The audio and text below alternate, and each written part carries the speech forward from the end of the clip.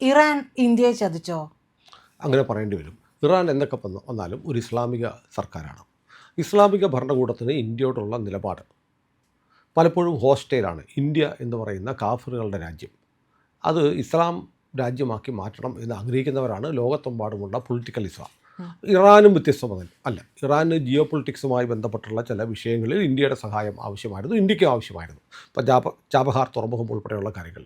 അതുകൊണ്ട് നമ്മളൊരു നല്ല ബന്ധം പുലർത്തി പോന്നിരുന്നു. പക്ഷേ ഈ യുദ്ധം തുടങ്ങിയതിന് ശേഷം ഇന്ത്യ അതിഭീകരമായി, ശരിക്കും ഇന്ത്യയുടെ ചരിത്രത്തിൽ ചെയ്തിട്ടില്ലാത്ത തരത്തിലുള്ള, മുൻകാലങ്ങളിൽ ചെയ്തിട്ടില്ലാത്ത തരത്തിലുള്ള വലിയ സഹായങ്ങൾ ഇന്ത്യ അവർക്ക് വേണ്ടി ചെയ്തു കൊടുത്തു. അതായത് ഒന്ന്, ഏറ്റവും പ്രധാനപ്പെട്ടത് ഏപ്രിൽ 11, മാർച്ച് 18 എന്ന് പറയുന്ന 2 തീയതികളിലായി നമ്മൾ ഏതാണ്ട് 200 കോടി രൂപയുടെ മരുന്നുകൾ ഇറാനിലേക്ക് കയറ്റി അയച്ചു.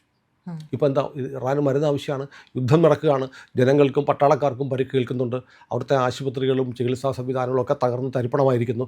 അപ്പോൾ അവർക്ക് ജീവൻ നിലനിർത്താൻ, അവിടുത്തെ ജനങ്ങൾക്കും പട്ടാളക്കാരുൾപ്പെടെയുള്ള ആളുകൾക്ക് ജീവൻ നിലനിർത്താൻ മരുന്നുകൾ ആവശ്യമുണ്ട്. നമ്മൾ 2 വിമാനം നിറച്ച് കയറ്റി അയച്ചു. അത് മാത്രമല്ല, മറ്റൊരു സംഭവം ഉണ്ടായി.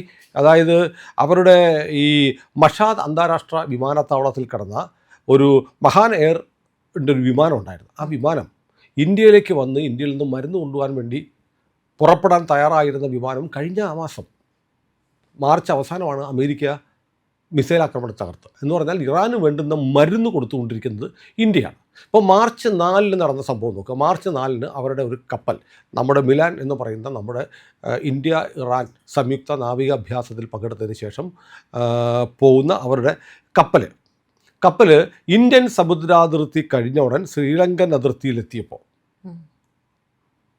അവിടുത്തെ ഗാൽ എന്ന് പറയുന്ന ഒരു സമുദ്രത്തിലെ പോയിൻ്റ്, ഗാൽ എന്ന് പറയുന്ന പോയിന്റിലെത്തിയപ്പോൾ അമേരിക്കൻ ന്യൂക്ലിയർ അന്തർവാഹിനിയായ USS ചാർലോട്ട് എന്ന് പറയുന്ന സബ്മറീൻ ആണവ അന്തർവാഹിനി അതിനെ തകർത്തു. അപ്പോൾ മറ്റ് രണ്ട് കപ്പലുകളുണ്ട്. IRIS ബുഷർ എന്ന് പറയുന്ന കപ്പലും ലാവൻ എന്ന് പറയുന്ന മറ്റൊരു കപ്പലും. ഈ 2 കപ്പലുകളും അഭയം ചോദിച്ചു. ഇന്ത്യയോടൊന്ന് ചോദിച്ചു, ഒരെണ്ണം ശ്രീലങ്കയോട് ചോദിച്ചു. ഈ ബുഷർ എന്ന് പറയുന്ന കപ്പൽ ശ്രീലങ്കനിലെ ട്രിങ്കോമാലി തുറമുഖത്ത് കിടപ്പുണ്ട്. നമ്മളെന്ത് ചെയ്തു, അവരുടെ ലാവൻ എന്ന് പറയുന്ന കപ്പലിന് നമ്മൾ അഭയം കൊടുത്തു. കൊച്ചിയിലെ നാവിക കേന്ദ്രത്തിലാണ് ഈ കപ്പൽ ഇപ്പോൾ ഉള്ളത്. നമ്മൾ അവരുടെ 183 നാവികർക്ക് അഭയം കൊടുത്തു. അവരിൽ 100 പേരെ നമ്മളെന്ത് ചെയ്തു, കൊളംബോ വഴി, ഇറാൻ വഴി അവരെ തിരിച്ചയച്ചു, ചാർട്ടേഡ് ഫ്ലൈറ്റിൽ തിരിച്ചയച്ചു. ഇത്രയും കാര്യങ്ങളൊക്കെ ചെയ്തുകൊണ്ടിരിക്കുന്ന രാജ്യമാണ് ഇന്ത്യ. പക്ഷേ നോക്കൂ, ഇന്നലെ ഹോർമുസ് വീണ്ടും അടച്ചു. അമേരിക്കയുമായിട്ടുള്ള ബന്ധം വഷളായതിനെ തുടർന്ന്, ചർച്ച പരാജയപ്പെട്ടതിനെ തുടർന്ന് ഈ ബന്ധം അവസാനിച്ചു. അതിനിടയ്ക്ക് വളരെ പെട്ടെന്ന് അമേരിക്കൻ പ്രസിഡന്റ് ട്രംപിൻ്റെ ഒരു പ്രഖ്യാപനം വന്നു. എന്താണ്, ഈ 10 ദിവസത്തേക്ക് ലെബനോൺ ഇനി ഇസ്രായേൽ ആക്രമിക്കത്തില്ല എന്ന് പറഞ്ഞു.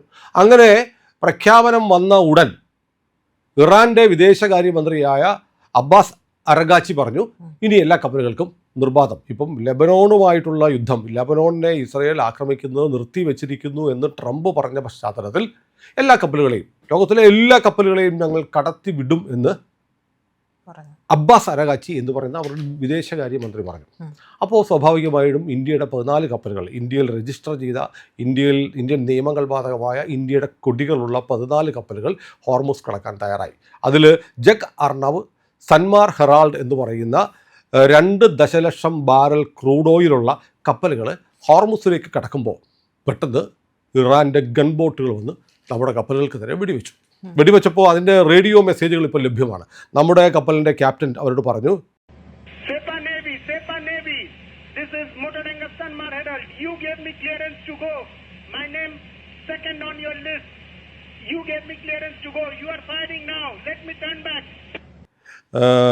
you gave me clearance to go. My name is second on your list. You are firing now. Let me turn back. നിങ്ങൾ പൊക്കോളാൻ ക്ലിയറൻസ് തന്നു. അതനുസരിച്ച് മാത്രമല്ല, നിങ്ങൾ ക്ലിയറൻസ് തന്ന ലിസ്റ്റിൽ 2ാമത്തെ പേര് എൻ്റെ കപ്പലിലാണ്. പക്ഷേ ഇപ്പോൾ നിങ്ങൾ വെടിവെക്കുകയാണ്. അതുകൊണ്ട് ഞാൻ തിരിച്ചു പോകാൻ പോവുകയാണ്. എനിക്ക് തിരിച്ചു പോകാനുള്ള അനുവാദം വേണം. ഞങ്ങൾ കടക്കുന്നില്ല എന്ന് പറഞ്ഞ് പോകുന്ന റേഡിയോ അവരുടെ മെസ്സേജ് ഇപ്പം ലഭ്യമാണ്, സോഷ്യൽ മീഡിയയിൽ ലഭ്യമാണ്. അങ്ങനെ റേഡിയോ മെസ്സേജ് അയച്ചപ്പോൾ IRGCയുടെ ഒരു മറുപടി വന്നു. IRGCയുടെ മറുപടി വളരെ കൗതുകരമാണ്. We will open it by order of our leader Imam Khamenei. We will open it by the order of our leader Imam Khamenei.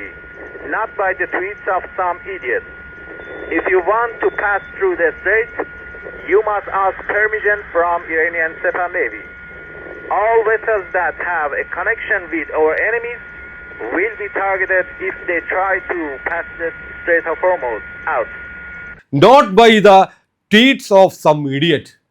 ചില വിഡ്ഢികൾ സോഷ്യൽ മീഡിയയിൽ ട്വീറ്റ് ചെയ്യുന്നത് അനുസരിച്ചല്ല ഞങ്ങൾ അനുവാദം തരുന്നത്, ഞങ്ങളുടെ ഖമനേയിയുടെ ഉത്തരവനുസരിച്ചായിരിക്കും, ഖമേനിയുടെ ഉത്തരവനുസരിച്ചായിരിക്കുമെന്നാണ് IRGCയുടെ മറുപടി.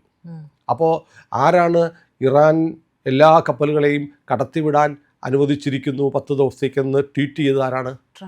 അല്ല, അബ്ബാസ് അരഗാച്ചി, ഇറാൻ്റെ വിദേശകാര്യമന്ത്രി. ഇറാൻ്റെ വിദേശകാര്യമന്ത്രി ഇങ്ങനെ ട്വീറ്റ് ചെയ്തു, ഇനി ലെബനോനെ ആക്രമിക്കാത്തതുകൊണ്ട് എല്ലാ കപ്പലുകൾക്കും കടന്നു പോകാമെന്ന് വിദേശകാര്യമന്ത്രി പറഞ്ഞു. അതനുസരിച്ച് ഇന്ത്യൻ കപ്പലുകൾ വന്നു. അപ്പോഴാണ് IRGC പറയുന്നത് ഞങ്ങളുടെ കമാൻഡറിൻ്റെ ഉത്തരവേ അനുസരിക്കുകയുള്ളൂ, അത് ഞങ്ങളുടെ ഖമേനിയാണ്, അല്ലെങ്കിൽ ഏതെങ്കിലും അല്ലാതെ ഏതെങ്കിലും ഒരു വിഡ്ഢി സോഷ്യൽ മീഡിയയിൽ ട്വീറ്റ് ചെയ്തത് വെച്ചിട്ടല്ല ഞങ്ങൾ അനുവാദം കൊടുക്കുക എന്ന് പറഞ്ഞിരിക്കുന്നത്. അത് ആർക്കെതിരെയുള്ള പ്രസ്താവനയാണ്? അബ്ബാസ് അരഗാച്ചിക്കെതിരെ ഇറാൻ്റെ IRGCയുടെ മറുപടിയാണ്, അല്ലേ? അപ്പോൾ ഇറാനിൽ വലിയ ആഭ്യന്തര കുഴപ്പമാണ്. ഇറാൻ സർക്കാർ പറയുന്നതല്ല IRGC കേൾക്കുന്നത്. IRGCയെ സംബന്ധിച്ചിടത്തോളം ഗവൺമെൻറ് അല്ല, അവർക്ക് ഖമേനിയുടെ അല്ലെങ്കിൽ അവരുടെ മത നേതൃത്വത്തിൻ്റെ ഉത്തരവാണ് പ്രധാനം. മത നേതൃത്വം പറഞ്ഞിട്ടുണ്ട് ഒരു കപ്പലും കടത്തിവിടണ്ട, ഇന്ത്യ ഉൾപ്പെടെയുള്ള കപ്പലുകൾ കടത്തിവിടണ്ട. ഇപ്പോൾ സോഷ്യൽ മീഡിയയിലൊക്കെ സ്വന്തം അച്ഛനേക്കാളും സൗന്ദര്യം അയൽവക്കത്തെ ചേട്ടനാണ് എന്ന് പറയുന്ന സ്വഭാവമുള്ള ചില ആളുകൾ ആഘോഷിക്കുകയാണ്. ഇന്ത്യൻ കപ്പലുകൾക്ക് നേരെ ഇറാൻ വെടിവെച്ചിരിക്കുന്നു. അപ്പോൾ ഇക്കാലം അത്രയും ഇവർ ആഗ്രഹിച്ചിരുന്ന ഇന്ത്യൻ കപ്പലുകൾ, ഇന്ത്യക്കാരും മലയാളികളുണ്ട്, ഇന്ത്യയുടെ കപ്പലുകൾ കടന്നു വരുമ്പോൾ ഇറാൻ വെടിവെക്കണം, ഇന്ത്യൻ കപ്പൽ മുങ്ങണം, അപ്പോൾ ഇന്ത്യ യുദ്ധത്തിൽ പങ്കെടുക്കണം, ഇവിടെ പെട്രോളിൻ്റെയും ഡീസലിൻ്റെയും വില കൂടണം, രാജ്യത്ത് വലിയ പ്രശ്നം ഉണ്ടാവണം, എന്നിട്ട് ഞങ്ങൾക്ക് മോദിയെ മറിച്ചിടാം എന്നൊക്കെ ആഗ്രഹിച്ച ആളുകളുണ്ട്. അവരിപ്പോൾ വീണ്ടും അവർക്കൊരു ആവേശം വന്നിരിക്കുക, ഇന്ത്യയുടെ കപ്പലുകൾക്ക് നേരെ ഇറാൻ വെടിവെച്ചിരിക്കുന്നു, അതുകൊണ്ട് ഇന്ത്യയും ഇറാനും തമ്മിലുള്ള ബന്ധം വഷളാവും. അപ്പോൾ സ്വാഭാവികമായും നമുക്ക് നേരെ ആക്രമണം ഉണ്ടായാൽ നമ്മൾ തിരിച്ചടിക്കും. അപ്പോൾ അങ്ങനെയൊക്കെ സംഭവിക്കാം എന്ന് കരുതിയിട്ട് ആവേശത്തോടെ ഇപ്പോൾ ഇതുകൊണ്ട് നമുക്കുണ്ടാകുന്ന ദോഷം, നമ്മുടെ രാജ്യത്തിൻ്റെ കൊടി അടയാളമുള്ള കൊടി പേറുന്ന കപ്പലെന്ന് പറഞ്ഞാൽ ഇന്ത്യ തന്നെയാണ്. ആ കപ്പലിലെ നിയമം അത് ഏത് അന്താരാഷ്ട്ര സമുദ്രത്തിലാണെങ്കിലും ആ കപ്പലിൽ ബാധകമായിരിക്കുന്ന ഇന്ത്യൻ നിയമമാണ്. അത് നമ്മുടെ രാജ്യത്തിൻ്റെ ഭാഗമായിട്ടാണ് ട്രീറ്റ് ചെയ്യുന്നത്. അത് എല്ലാ കപ്പലുകളും കാണാം. അമേരിക്കൻ ഫ്ലാഗ് ആണെങ്കിൽ അത് അമേരിക്ക തന്നെയാണ്. അതിപ്പോൾ ഇവിടെ ഫ്രാൻസിൻ്റെ പോർട്ടിൽ കിടന്നാലും ഇന്ത്യയുടെ പോർട്ടിൽ കിടന്നാലും കപ്പൽ അമേരിക്കൻ ഫ്ലാഗ് ഉള്ളതാണെങ്കിൽ അതിനകത്ത് ബാധകമാകുന്നത്, ആ കപ്പലിനകത്ത് ബാധകമാകുന്ന അമേരിക്കൻ നിയമമാണ് എന്ന് പറയുന്ന പോലെ. അപ്പം നമ്മുടെ കപ്പൽ എന്ന് പറയുന്നത് നമ്മുടെ സോവറിനിറ്റിയുടെ, നമ്മുടെ പരമാധികാരത്തിൻ്റെ പ്രതീകം കൂടിയാണ്. ആ കപ്പലിന് നേരെ വെടിയുതിർത്തപ്പോൾ ഇറാൻ കാണിച്ചത് എല്ലാ രാജ്യാന്തര മര്യാദകളുടെ ലംഘനവും പച്ചയ്ക്ക് നന്ദികേടുമാണ്. ഇപ്പോഴും അവൻ്റെ ഈ ഖമേനി എന്ന് പറയുന്ന പുതിയ മെസ്തബ ഖമേനി പരിക്ക് പറ്റി കിടപ്പുണ്ട്. അവൻ്റെ മുറിവ് വെച്ചുണക്കുന്നതും ഇന്ത്യ കൊടുത്ത മരുന്നുകൊണ്ടായിരിക്കാം.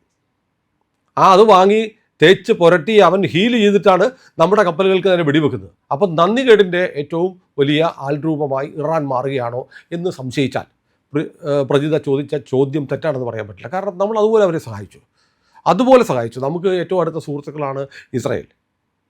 അമേരിക്കയുമായിട്ടും നമ്മളൊരു കൃത്യമായ ബാലൻസ്ഡ് ആയിട്ടുള്ള ബന്ധം പുലർത്തിക്കൊണ്ടിരിക്കുന്നു. ഇറാനെ നമ്മൾ യുദ്ധത്തിൻ്റെ കാര്യത്തിൽ ആയുധം കൊടുത്തില്ലെങ്കിലും അവർക്ക് മനുഷ്യത്വപരമായ എല്ലാ സഹായവും കൊടുത്തുകൊണ്ടിരിക്കുന്ന നമ്മുടെ രാജ്യത്തെ കപ്പലുകളെ കടത്തി വിട്ടുകൊണ്ടിരുന്ന ഇറാൻ വളരെ പെട്ടെന്ന് നാടകീയമായി ഇന്ത്യൻ കപ്പലുകൾക്ക് നേരെയും വെടിവെക്കുന്നു. കാരണം ഈ സംഘർഷത്തിൽ നമ്മൾ കക്ഷിയല്ല. ഇപ്പോൾ ലെബനോണിനെ ഇസ്രായേൽ ആക്രമിക്കുന്നുവെങ്കിൽ അതിന് ഇന്ത്യക്ക് പങ്കൊന്നുമില്ല. അപ്പോൾ ഇന്ത്യൻ കപ്പലുകൾക്ക് നേരെ ഇവർ വെടിവെച്ചത് അവിടെ രാഷ്ട്രീയമായി ഉണ്ടായിരിക്കുന്ന ഒരു മാറ്റത്തിൻ്റെ ഭാഗമാണ്. സമ്പൂർണ്ണമായും മതഭരണകൂടമാണ്. ആ മതഭരണകൂടം അതിൻ്റെ എല്ലാ ദംഷ്ട്രകളും പുറത്തെടുത്തിരിക്കുന്നു. ഇന്ത്യ വിരുദ്ധത പണ്ടേ ഉണ്ടായിരുന്നു. ഈ അയത്തുള്ള അലി ഖമനേയി ജീവിച്ചിരിക്കുമ്പോൾ പറഞ്ഞു, ആർട്ടിക്കിൾ 370 കൊണ്ടുവന്നിട്ട് നമ്മൾ കാശ്മീരിന് പ്രത്യേക പദവി നൽകുന്ന ഇത് റദ്ദാക്കിയപ്പോൾ, ഭരണഘടനാ വ്യവസ്ഥ റദ്ദാക്കിയപ്പോൾ അതിനെ എതിർത്ത ആളാണ് ഖമനേയി. എന്നിട്ട് പറഞ്ഞിരുന്നു കാശ്മീർ പാകിസ്ഥാൻ്റെയാണെന്ന് പറഞ്ഞിരുന്നു. അപ്പോൾ അതുകൊണ്ടൊക്കെ തന്നെയാണ് ഖമനേയി മരിച്ചപ്പോൾ നമ്മുടെ പ്രധാനമന്ത്രി ഔദ്യോഗികമായി അനുശോചനം രേഖപ്പെടുത്തിയില്ല എന്ന് ശരിയാണ്. കാരണം ഇന്ത്യക്കെതിരായ നിലപാടെടുക്കുകയും ഹമാസിനെ പിന്തുണയ്ക്കുന്നവരാണ്. ഹമാസിൻ്റെ ആളുകൾ വന്നിട്ടാണ് പഹൽഗാം ഓപ്പറേഷന് മുമ്പ് POKയിൽ പാക് അധിനിവേശ കാശ്മീരിൽ പാകിസ്ഥാനുമായി ചേർന്ന് ഇന്ത്യക്കെതിരെ പ്രസ്താവന നടത്തിയത്. അതിനുശേഷമാണ് കാശ്മീർ എന്ന് പറയുന്നത് പാകിസ്ഥാൻ്റെ ജൂക്ലാർ വൈരാണ് എന്ന് ഇയാൾ അസിം മുനീർ സ്റ്റേറ്റ്മെൻറ്റ് നടത്തിയതും അതിനുശേഷമാണ് പഹൽഗാം സംഭവം ഉണ്ടാകുന്നത്, ഓപ്പറേഷൻ സിന്ദൂറൊക്കെ നടക്കുകയും ചെയ്തത്. അപ്പോൾ ഇതിൻ്റെയൊക്കെ പിന്നിൽ ഇറാൻ്റെ പരോക്ഷമായ ഇടപെടലുണ്ട്. ഇറാൻ്റെ മത നേതൃത്വത്തിൻ്റെ, ഇറാൻ സർക്കാരിൻ്റെ എന്ന് പറയുന്നില്ല. ഇറാൻ സർക്കാർ ഒരു പാവ സർക്കാരാണ്. പെഷസ്ക്യാൻ എന്ന് പറയുന്ന പ്രസിഡന്റ്, അയാൾക്ക് ഒന്നും പറയാനില്ല. ഈ പെഷസ്ക്യാൻ ഈ യുദ്ധം തുടങ്ങി കുറച്ച് ദിവസം കഴിഞ്ഞപ്പോഴത്തേക്ക് പെഷസ്ക്യാൻ്റെ ഒരു സ്റ്റേറ്റ്മെൻറ്റ് വന്നത് പറയുന്നത് ഓർക്കുന്നില്ലേ, ഞങ്ങൾ ഇനി ഗൾഫ് രാജ്യങ്ങളിലൊന്നും ആക്രമിക്കത്തില്ല, അത് മിസ്റ്റേക്കാണ്, നിർത്തിയിരിക്കുന്നു. മാപ്പ് ചോദിച്ചു. ഇയാളുടെ പ്രസംഗം ടെലികാസ്റ്റ് ചെയ്ത് പറഞ്ഞാൽ IRGC, ഇറാൻ സൈന്യം വീണ്ടും ഗൾഫിനെ ആക്രമിച്ചു. എന്ന് പറഞ്ഞാൽ ഈ പൊളിറ്റിക്കൽ ലീഡർഷിപ്പ് അല്ല ഇറാൻ്റെ കാര്യങ്ങൾ തീരുമാനിക്കുന്നത്, സമ്പൂർണ്ണ മതാധിപത്യമുള്ള ഭരണകൂടമാണ്. കഴിഞ്ഞ ദിവസം ഒരു വാർത്ത ഞാൻ പ്രതിക്ക് അയച്ചു തന്നത്, പ്രതി കണ്ടോ എനിക്കറിയില്ല. അതായത് ഇറാനിൽ സമരത്തിൽ പങ്കെടുത്തൊരു പെൺകുട്ടി, 19 വയസ്സുള്ള, അവളുടെ പേര് ഞാൻ മറന്നുപോയി. ആ പെൺകുട്ടിയെ തൂക്കിക്കൊല്ലാൻ വിധിച്ചു. തൂക്കിക്കൊല്ലാനതിന് മുമ്പ് വൈദ്യപരിശോധന നടത്തിയപ്പോൾ ആ പെൺകുട്ടി വെർജിനാണ്, കന്യകയാണ്. അപ്പോൾ കന്യകയായ ഒരു പെൺകുട്ടി മരിച്ചാൽ എന്ത് ചെയ്യുന്നറിയോ, അവൾക്ക് സ്വർഗ്ഗം കിട്ടും. അതുകൊണ്ട് ആ സർക്കാർ ആദ്യം തീരുമാനിച്ചു ഇവിടെ അങ്ങ് റേപ്പ് ചെയ്യാൻ തീരുമാനിച്ചു, തൂക്കിക്കൊല്ലുന്നതിന് മുമ്പ്. അതിൻ്റെ ലിങ്ക് ഞാൻ അയച്ചു തന്നിരുന്നു. നമുക്കത് ഡിസ്കഷൻ, ഞാൻ സ്ഥലത്തില്ലായിരുന്നു. അപ്പോൾ എന്തുകൊണ്ടാണ് നമ്മൾ വിട്ടുപോയിരുന്നത്. അതാണ് അവിടുത്തെ മതഭരണകൂടത്തിൻ്റെ സ്വഭാവം. അത്ര നികൃഷ്ടമായ ഒരു ഭരണകൂടം അവിടുത്തെ സിവിലിയൻ സർക്കാരിന് മേൽ എത്രമാത്രം ആധിപത്യം പുലർത്തുന്നു എന്നതിൻ്റെ തെളിവാണ് we will open it by order of our leader, not by the tweet of some idiot.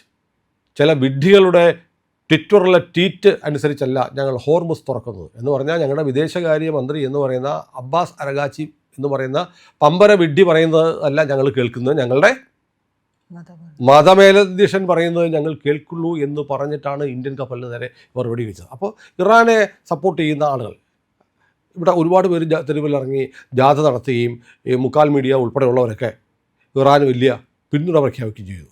അപ്പോൾ ഇന്ത്യൻ കപ്പലുകൾക്ക് നേരെ അകാരണമായി വെടികുതിർത്ത ഇറാൻ്റെ നിലപാടിനെക്കുറിച്ച് ഇവരെന്ത് പറയും?